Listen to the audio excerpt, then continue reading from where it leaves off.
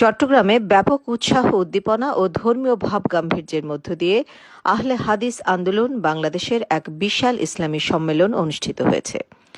গত শুক্রবার নগরীর হালিশহর বিডিআর মাঠে চট্টগ্রামের সাংগঠনিক জেলার উদ্যোগে ইসলামী সম্মেলন অনুষ্ঠিত হয়।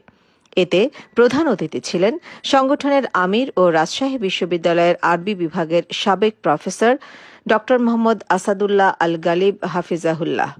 আলোচক ছিলেন শায়ক আমানুল্লাহ মাদানী, শায়ক জাহাঙ্গীর আলম ইসলাহি, ড আহমেদ আবদুল্লাহ সাকিব, ড মোহাম্মদ সাখাওয়াত হোসেন, ডাক্তার শওকত হাসান, জামশেদ মজুমদার, আরজু হোসাইন সাব্বির প্রমুখ।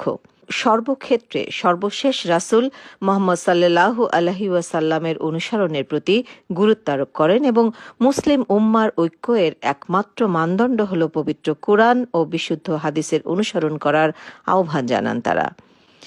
প্রধান অতিথি তার ভাষণে ইসলামী খেলাফত চাই এবং এই বিষয়ে ওলামায়ে কেরামের ঐক্য চাই এই আহ্বান জানিয়ে সম্মেলনের সমাপনী বক্তব্যের মাধ্যমে সম্মেলন সমাপ্ত করেন।